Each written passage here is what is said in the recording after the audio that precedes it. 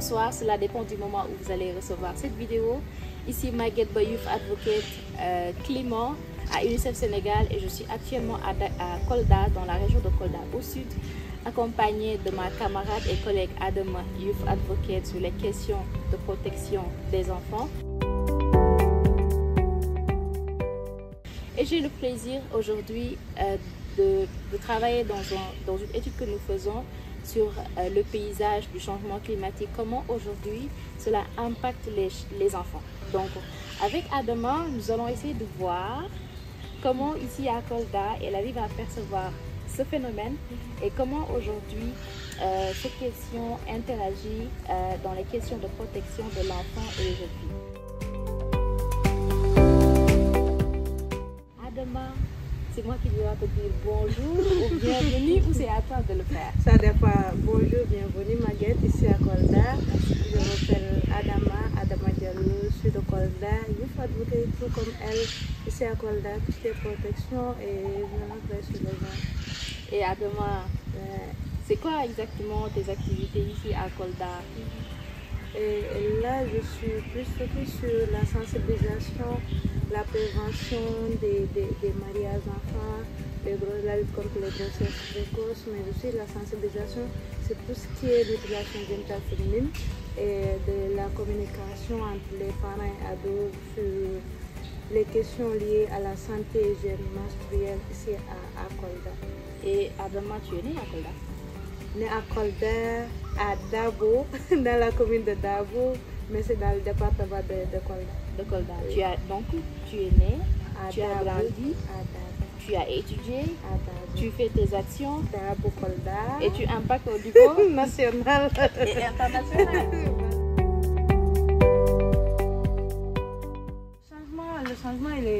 Le changement il est là, donc visible, et puis il est en train d'être senti par la population.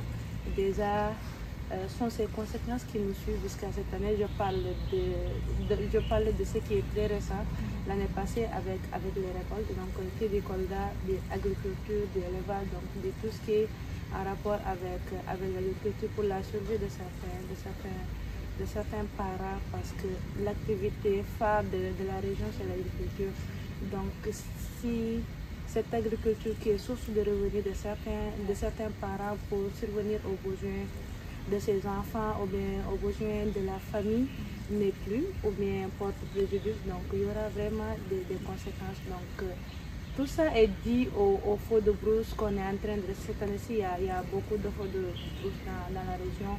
Si vous vous déplacez, vous prenez la route pour aller vers Kumbakara, Kéti, ou bien même sur la RN6, vous voyez même donc cet impact que ça a eu. Au-delà de l'agriculture qui n'est pas très favorable ces dernières années, ça a impacté les filles, ça a impacté les enfants, parce que je disais ça aujourd'hui au bureau, et tous ces temps-ci on le dit, parce que nous recevons tellement de cas de mariage comme jamais en fait, comme jamais pendant en tout cas moi depuis que j'ai commencé cette lutte, donc il y a de cela 7 ans. Il y a de cela 7 ans depuis à mes 14 ans, donc il y a de cela 7 ans. Félicitations. Merci, il y a de cela 7 ans, mais cette année-ci donc ça m'a beaucoup marqué en fait, voir quelle est la communauté réelle. Mais c'est proche de nous, il suffit juste de prendre le temps et de voir faire la part des choses, essayer de voir qu'est-ce qui a bloqué. Donc quand tu vois, donc c'est l'agriculture. L'agriculture, au-delà de l'agriculture, parce que quand les parents n'ont pas de moyens, je l'ai dit, je répète, les parents n'ont pas de moyens pour survenir à ces besoins. Qu'est-ce qu'ils vont faire? C'est d'essayer de se débarrasser en fait de ces enfants. On s'en fout si tu as 14 ans, 13 ans, 15 ans, et s'en fiche. Et si et pas.